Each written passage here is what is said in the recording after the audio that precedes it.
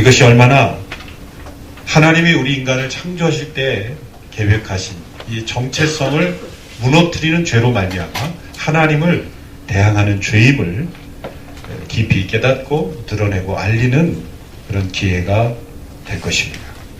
모든 사람이 죄를 범하여 하나님의 영광에 이르지 못하였으나 오직 그리스도 안에 있는 이 그리스도의 십자가의 속량으로 말미암아 값없이 의롭다 하시며 차별이 없으신 하나님의 은혜가 또한 이 죄 가운데 있는 이들에게도 동일한 은혜인 것을 우리는 믿고 또한 실천해야 한다고 생각합니다.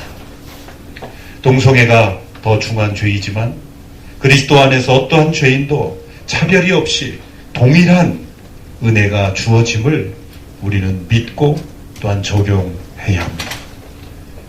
이것이야말로 진정한 차별금지법이죠. 동성애의 무서운 죄됨을 지적하고 알리고 대항하면서 동시에 어떠한 죄라도 차별이 없이 의롭다 하시는 이 하나님의 은혜를 전하는 사역이 동시에 우리에게 주어져 있어야 한다고 생각을 합니다. 동성애를 반대하는 그 엄중한 책임이 우리에게 있으면서 그 죄를 대항하고 그리고 모든 법적인 방법과 우리의 힘을 다하여 대책을 세우면서 동시에 그들 또한 구원하시는 십자가의 은혜를 통해 차별 없이 주어지는 하나님의 은혜를 전하는 일도 게을리하지 않아야 된다고 믿습니다. 얼마 전에 아바서원이라는 출판사에서 번역한 뜻밖의 회심이라는 책을 읽고 큰 감동을 받았습니다. 그 책은 동성연애자였던 로자리아 버터필드라는 한 교수의 회심의 여정을 기록한 책입니다.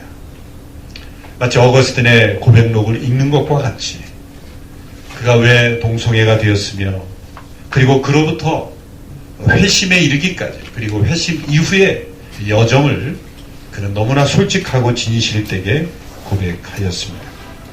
그녀는 28살 때 레즈비안으로 공개 선언하였고 36살 때 시라큐즈 대학의 종신 교수가 된 엘리트 여성입니다. 영문학과 교수이지만 그녀의 더 큰 관심은 여성학이었습니다.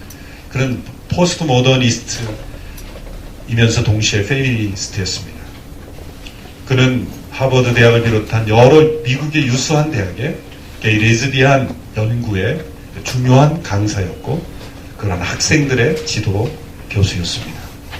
언제나 이 분의 강의는 많은 그런 동성애자들의 지지를 받고 또 그들의 이론적 근거가 되어주는 사람이었습니다. 어느 날 그 교수가 지역신문에 미국의 프라미스 키퍼스를 비판하는 신문기사를 쓴 이후에 많은 편지를 받게 됩니다. 그녀의 집에는 그녀의 주장에 찬성하는 편지와 또 반대하는 편지가 동시에 옵니다. 책상 밑에 그는 두 박스를 놓고 한쪽에는 찬성하는 편지, 또 한쪽에는 반대하는 편지를 담기 시작했습니다. 그런데 어느 곳에도 던질 수 없는 한 편지를 받게 됩니다. 그것은 그 지역에 있는 시라큐즈 개혁 장로교회의 케네스 스미스라는 담임 목사님이 보낸 편지였습니다. 분명 그것은 반대의 박스에 던져져야 될 내용이었지만 쉽게 반대로 던질 수 없는 따뜻한 사랑과 정중함과 예의와 철저한 논리에 근거한 비판이 담겨 있었기 때문입니다. 그래서 책상 위에 올려둔 지 일주일 그리고 여러 번 그 편지를 쓰레기통에 던져버린 것을 되풀이하면서 결국 그녀는 그 편지 안에 있는 그 켄 목사의 연락처로 전화를 하게 됩니다. 그녀는 그 목사님의 편지를 이렇게 고백합니다. 그 편지는 가장 친절한 항의 편지였다. 켄 목사님은 그 로자리아 버터필드 교수의 주장이 그녀가 가진 전제에 대한 질문을 던지면서 어떻게 그런 생각을 하게 되었는지에 대한 질문을 던지면서 따뜻하지만 예리한 논리로 그녀의 문제를 지적하고 있었습니다. 그녀는 결국 그 담임 목사님에게 전화를 하고 그 가정의 환대를 받으며 그 가정에서 식사를 하게 되었습니다. 그렇다고 해서 그녀가 그녀의 주장과 삶을 바꾼 것은 아닙니다. 그런데 놀라운 것은 특별히 동성애자들의 가장 중요한 가치가 이 환대, 하스피탈리티라고 합니다.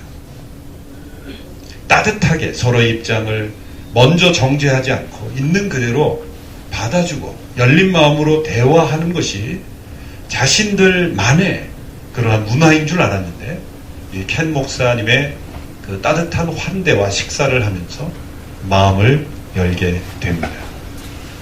그렇지만 아직 그녀는 삶을 돌이킬 마음도 그녀의 논리가 속에 있는 이 유물론적 세계관, 이 페미니스트의 생각, 동성애의 생각은 전혀 바꾸지 않았습니다. 그런데 켄 목사 부부와 친구처럼 지내는 동안 그녀는 성경에 대하여 궁금하기 시작했습니다. 사실 그녀는 보수적 기독교인들의 그녀의 표현으로 말하자면 무지몽매한 반지성적인 합리적이지 않은 주장을 무너뜨리기 위한 책을 쓸 준비를 하고 있었던 차였습니다.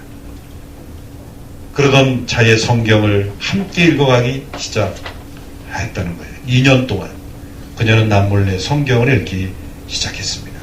2년 후에 그는 켄 목사에게 질문을 던집니다.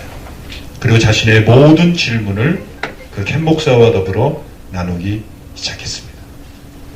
2년이 지난 이후에 기독교를 공격하는 그러한 강의로 준비했던 그녀의 강의하는 기독교 해석학이라는 제목으로 바뀌었습니다. 결국 그녀는 회심하게 되었고 그는 개혁 장로교에 속한 대학인 제네바 대학에서 강의를 하게 되었고 지금은 덜함 개혁 장로교의 목사의 사모가 되어서 지역사회를 돌보고 고아들을 돌보고 잃어버린 영혼을 구원하는 사모로 살고 있습니다. 그녀는 켄 목사의 부부의 태도를 이렇게 평가했습니다. 그들은 나에게 결코 교회로 나오라 하지 않았습니다. 대신 그들은 교회를 나에게 데려왔습니다. 오늘 시대에 우리는 이 켄 목사 부부의 접근 방법을 본받을 필요가 있습니다.